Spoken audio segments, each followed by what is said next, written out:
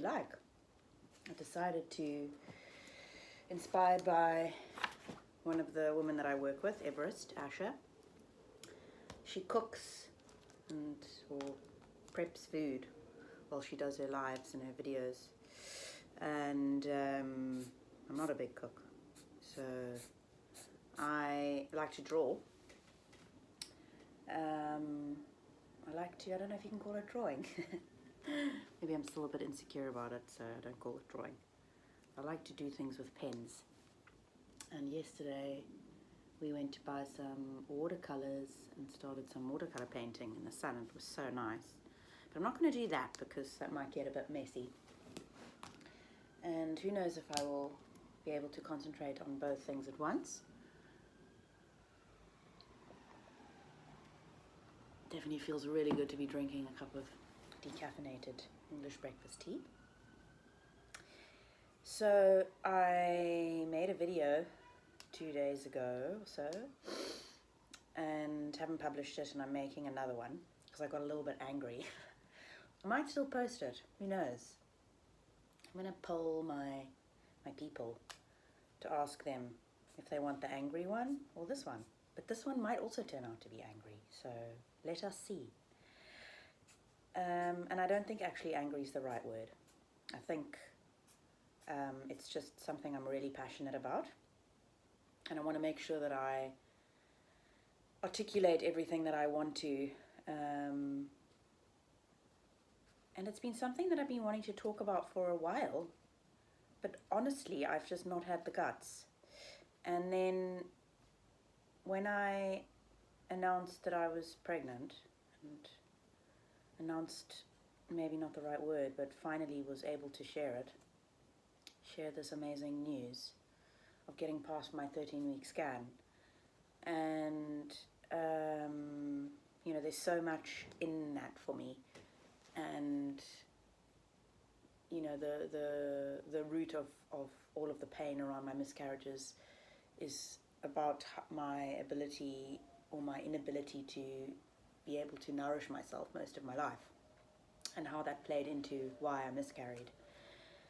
And although you can never really know exactly why, unless you've had chromosomal abnormalities, and that just means that the embryo, if it's that early on, usually would be with chromosomal abnormalities, I think, would just spontaneously abort from the body because genetically it's not working, right? And that wasn't the case with me. I had 2 miscarriages. Both happened around the time that there's a transition from progesterone supplying nutrients to the embryo to handing it over to the responsibility of the placenta. So the placenta starts to grow at around 7 to 8 weeks, and then the transition happens around 9 weeks, 10 weeks.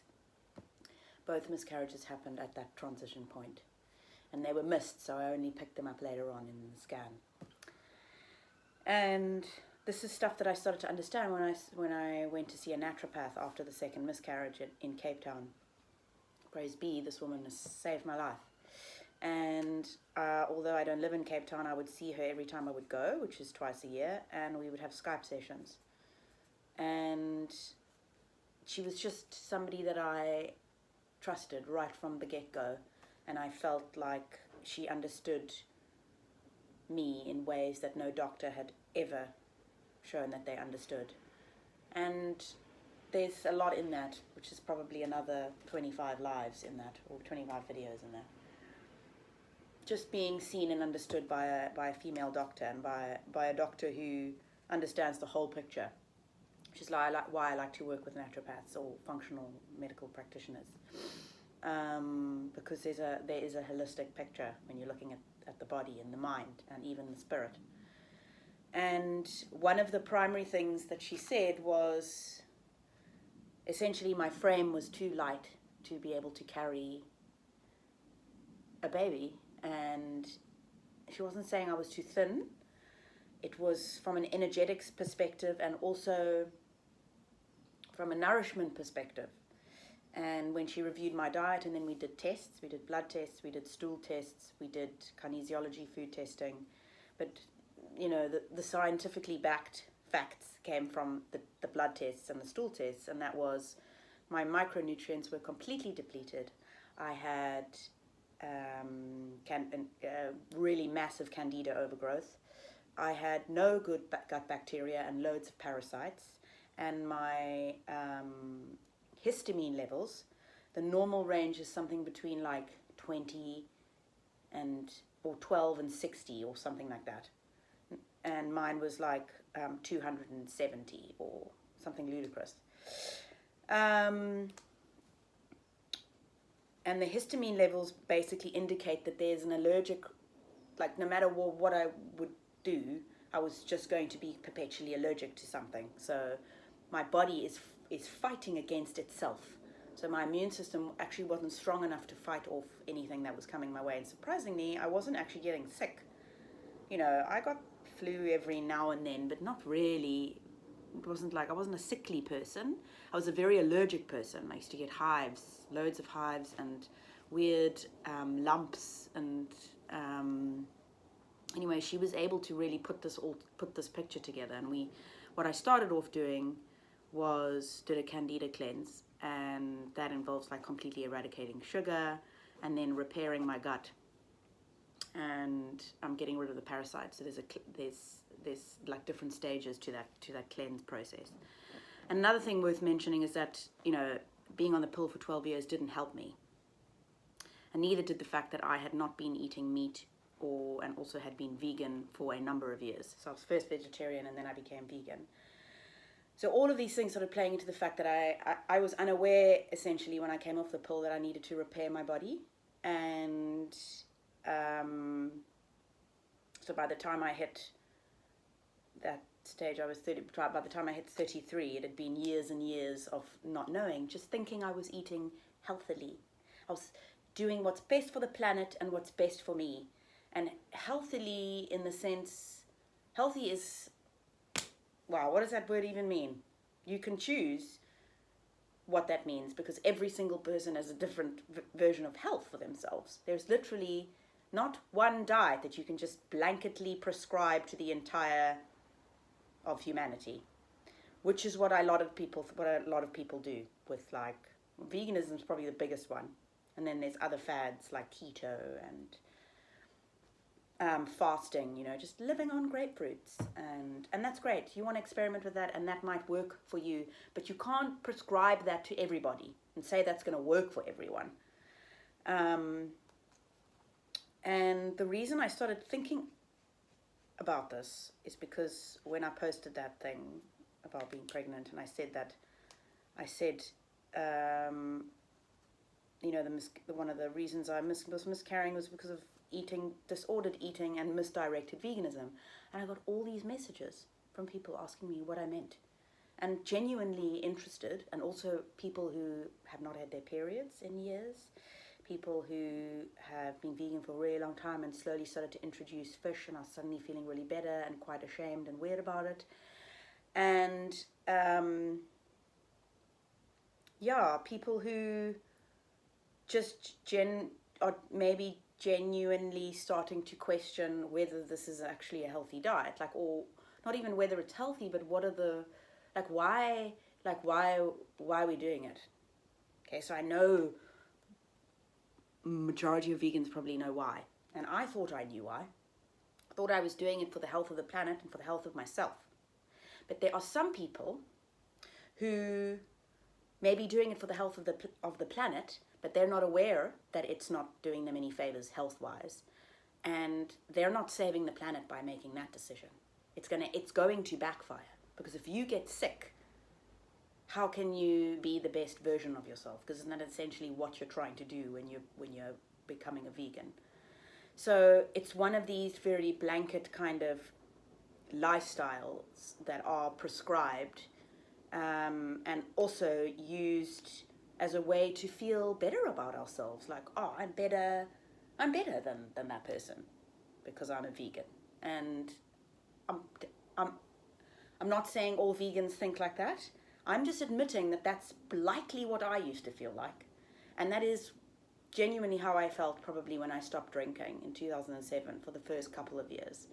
And I completely empathized with that part of myself because I needed to actually feel a little bit better than everyone else because I had completely fucked up my life and my body.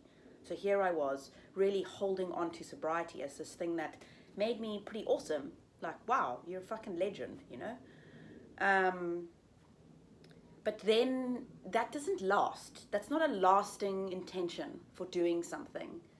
Essentially, like, veganism, I believe, is not going to save the world.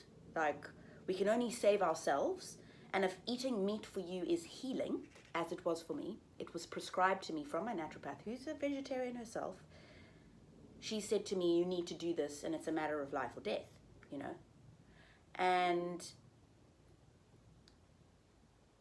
all of my ethics around it just went out the window because it became about saving me and saving my babies. And also, for a lot of women, it's not necessarily about you've had miscarriages but if you stop getting your period or you're not feeling well or you're not actually eating real food, you're eating a lot of processed vegan food, there might be something that you need to look at there. My thinking around it is every single person is very different and you cannot prescribe a blanket diet to the entire of humanity.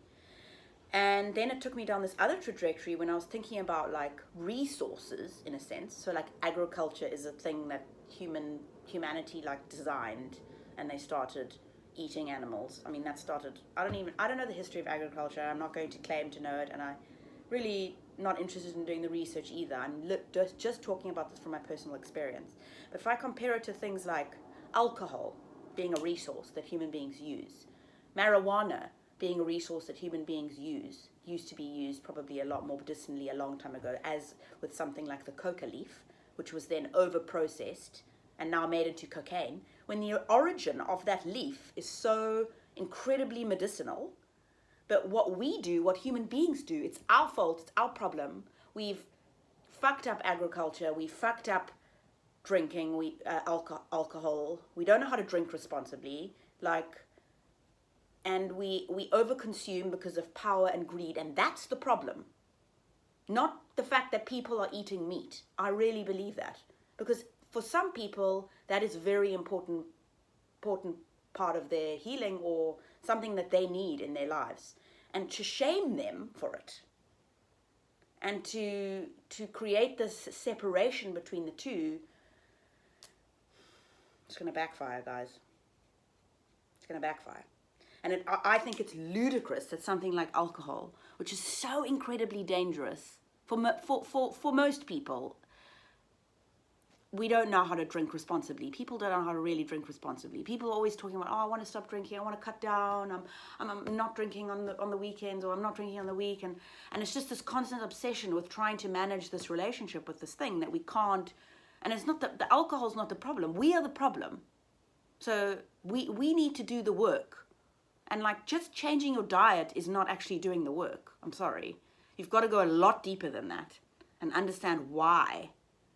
And actually go into all areas of health, mental, physical, spiritual, to see what is your unique blueprint and what do you need.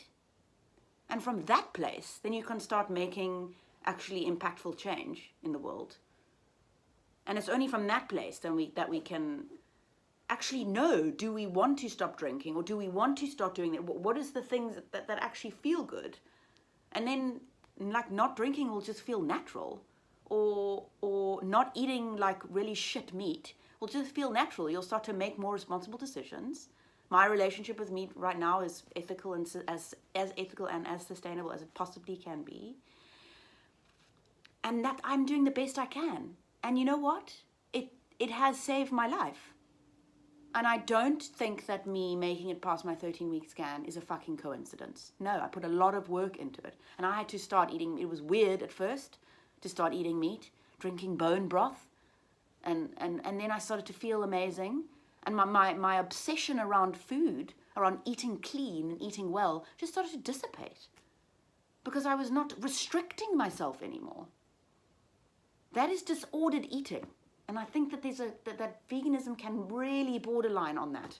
To be that obsessed about eating so clean. And so I've never felt healthier. And I weigh a lot more now because I'm pregnant, but even before then I weighed more, but I felt better, and I felt like I looked better. Just, it's crazy. If I look at myself when I was pregnant the last times, I was so underweight. And I just have so much empathy for that part of me.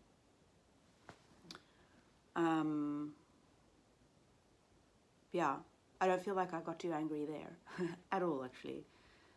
And for me, it's really about, it's like, if I can understand why you're doing it, why you're a vegan, there are so many valid reasons, of course, and I absolutely respect people who have made that choice.